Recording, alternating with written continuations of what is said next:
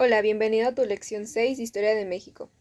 El día de hoy abordaremos el tema acerca de la Revolución Mexicana. Comencemos con la caída del régimen porfirista y el maderismo. Antes que nada, recapitulemos nuestro contexto. Porfirio Díaz lleva más de 30 años siguiendo la figura presidencial en México.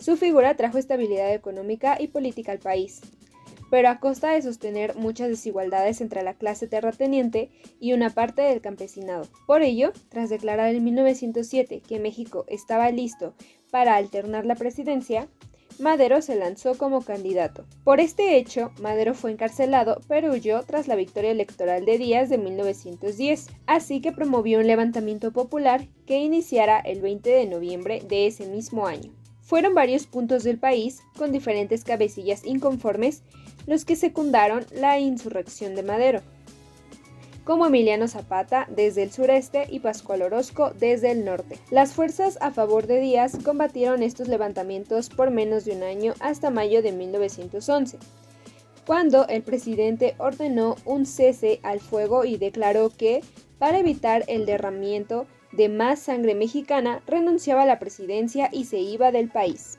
Así, el 31 de mayo de 1991, a bordo de Ipirgán, Porfirio Díaz partía al exilio a Europa, donde moriría a los 84 años en París.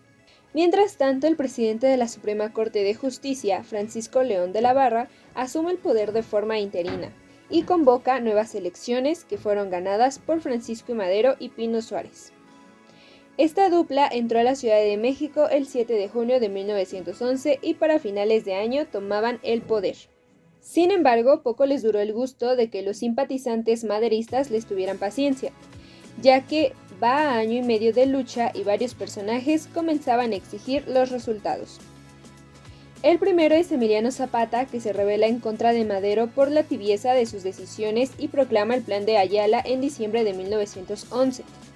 Documento donde se exige repartición de tierras y nombra a Pascual Orozco líder del movimiento revolucionario. Para marzo de 1912, el mismo Pascual Orozco secunda esta inconformidad y lanza nuevas peticiones en su plan de la empacadora.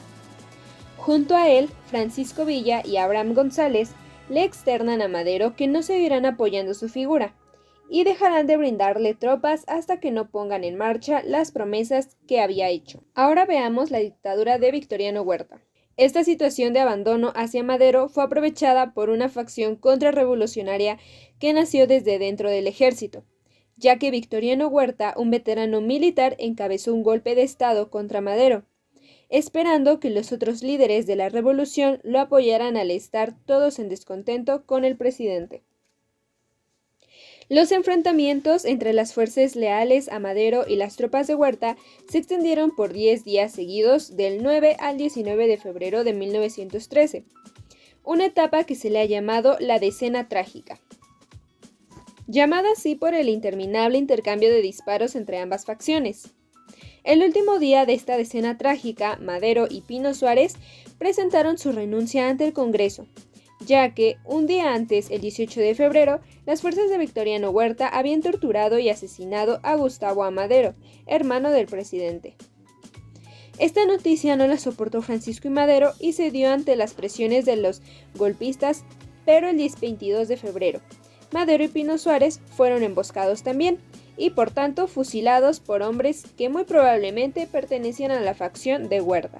Aunque Zapata, Villa, Orozco y los demás cabecillas revolucionarios no defendieron a Madero, tampoco apoyaron la dictadura de Victoriano Huerta, pues tampoco respondía a sus peticiones y estuvieron en constantes enfrentamientos durante todo el periodo que Huerta estuvo en el poder. Sin embargo, el desconocimiento que más le dificultó al dictador militar fue consolidar su poder que venía desde el exterior, ya que Woodrow Wilson, presidente de Estados Unidos, que secundaba a Madero, consideró ilegal la toma de posesión de Huerta, al grado de que el 21 de abril de 1914 hubo una segunda intervención norteamericana en México, con barcos de los Estados Unidos arribando a Veracruz para presionar a que Huerta renunciara.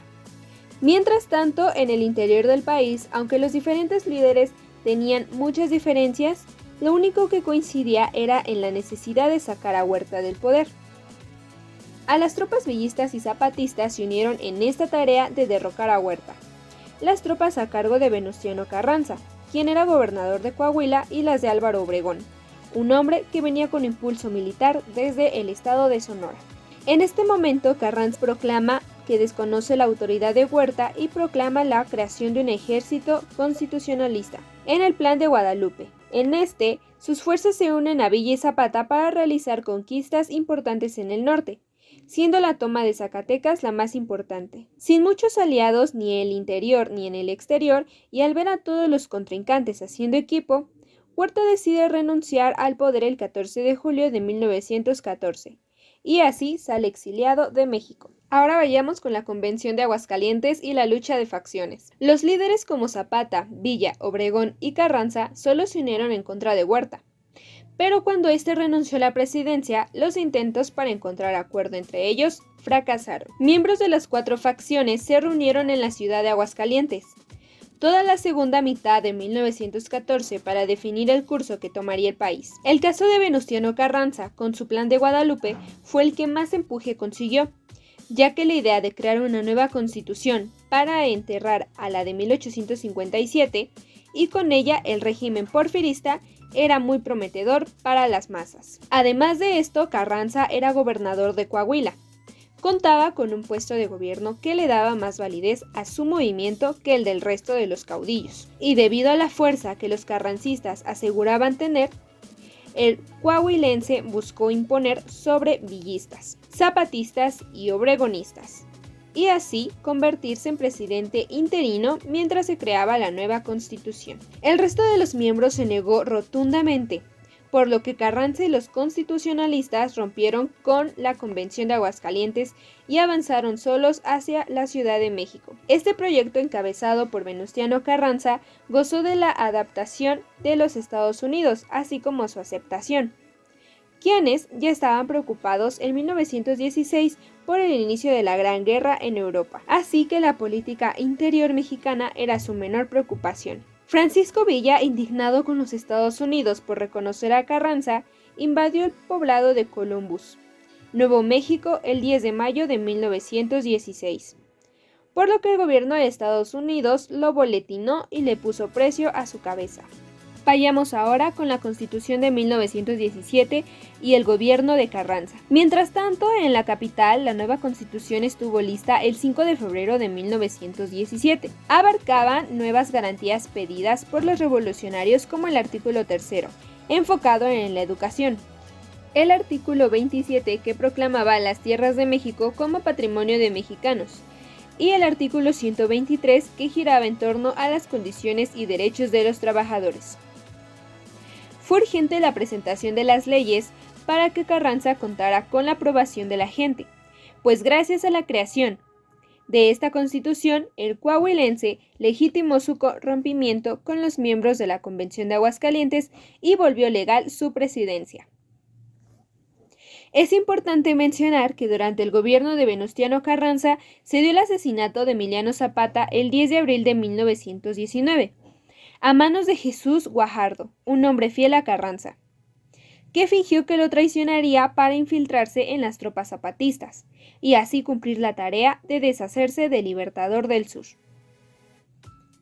Por otro lado, Álvaro Obregón ya había tenido algunos acercamientos con el presidente Carranza para poder pactar la paz y volverse aliados. Sin embargo, Carranza eligió como su candidato a la presidencia a uno de sus allegados, quien fue Ignacio Bonillas. Obregón creyó que él tendría la oportunidad de ser el candidato de Carranza, pero ante esta designación se rompió el diálogo entre ambos caudillos, y Obregón movilizó sus tropas hacia la Ciudad de México. Así que desde Sonora, Álvaro Obregón, en conjunto a sus 2 hombres más importantes, quienes eran Plutarco Elías Calles y Adolfo de la Huerta, proclaman el Plan de Agua Prieta el 23 de abril de 1920, contra el presidente Carranza y las elecciones donde Bonilla saldría como ganador. Estos 3 hombres, por el estado del que provenían, se les conocían como los sonorenses.